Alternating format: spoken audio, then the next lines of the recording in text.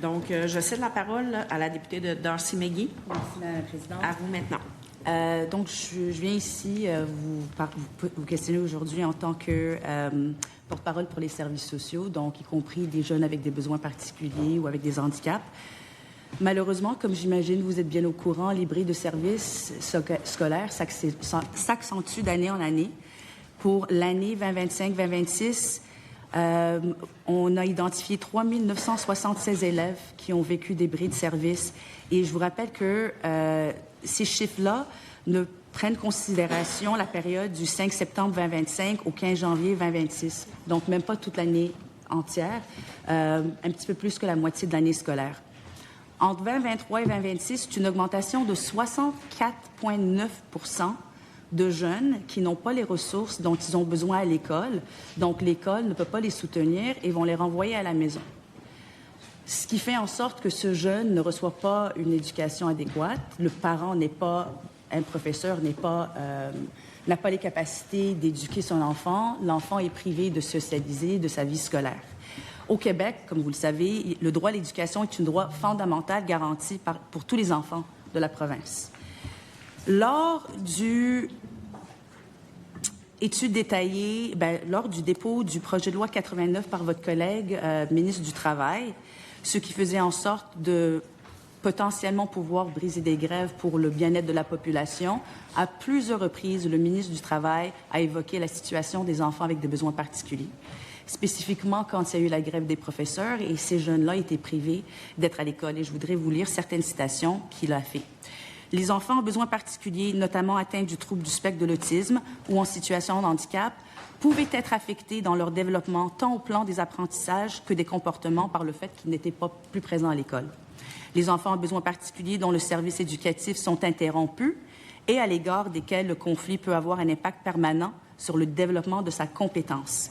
Les enfants qui ont des besoins particuliers dont les services éducatifs sont interrompus et qui subissent un impact négatif sur leur développement cognitif ou le développement de leurs compétences, ça peut avoir un effet pérenne. Finalement, les enfants handicapés, il y en a 54 000 au Québec. Une interruption des services éducatifs va provoquer une régression dans leur comportement et dans leur apprentissage. Donc ça, c'est votre collègue, ministre du Travail, qui a évoqué ces raisonnements pour mettre de l'avant le projet de loi 89. Votre prédécesseur à l'éducation, l'été dernier, a annoncé des coupures de plus d'un demi-milliard de dollars que vous avez par la suite. Mais ça fait en sorte qu'en début d'année scolaire, il y a plusieurs commissions scolaires et centres scolaires qui n'ont pas pu faire les embauches qu'ils s'attendaient à faire pour justement avoir des professionnels pour soutenir ces jeunes-là. Donc, ma question, premièrement, est-ce que vous pensez que c'est normal qu'il y a plus de 4 000 jeunes l'an passé qui ont été renvoyés de l'école pour être à la maison avec leurs parents sans avoir droit à l'éducation, sans avoir droit à la socialisation et la vie étudiante? Parce que votre gouvernement dit que la réussite scolaire, c'est votre priorité, mais il faut que ça soit la priorité pour tous les élèves, y compris ceux qui ont des besoins particuliers.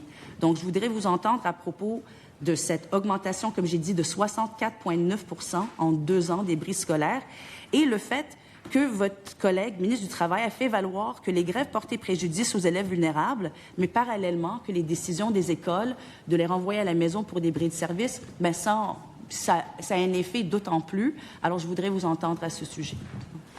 Là, je veux juste qu'on fasse attention à faire un lien entre une grève d'un syndicat et ce qu'on appelle les bris de service. Les bris de service, c'est pas « Ah, by the way, on n'a pas de service pour toi, va-t'en à la maison ». Les bris de service, c'est un enjeu extrêmement complexe.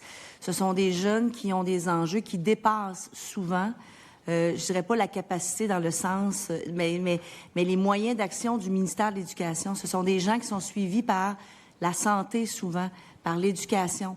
Donc, ce sont des jeunes qui, des fois, sont en décompensation. Ce sont des jeunes qui ne peuvent pas être à l'école. Donc, c'est pas des jeunes pour lesquels on ne peut pas fournir un service.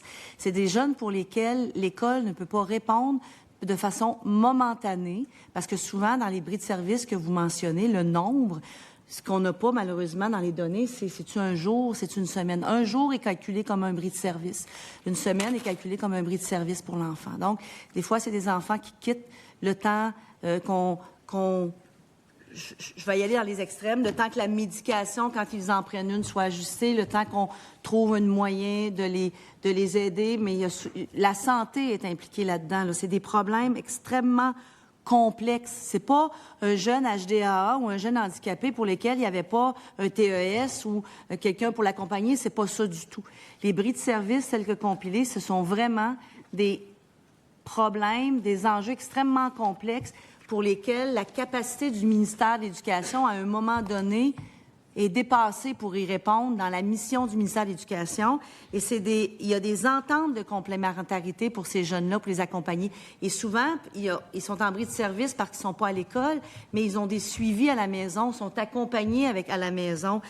C'est intersectoriel. Le réseau de l'éducation, on essaie d'organiser après ça, puis on les réintègre, ces jeunes-là, le plus rapidement possible. Donc, il faut faire attention, là. C'est pas des jeunes pour lesquels on n'avait pas d'argent pour fournir le service, là. C'est des jeunes pour lesquels la capacité, même si les services sont là, les TES sont là, ça dépasse je dirais pas le mandat parce que c'est une drôle de façon de dire, mais ça dépasse le ministère de l'Éducation seul.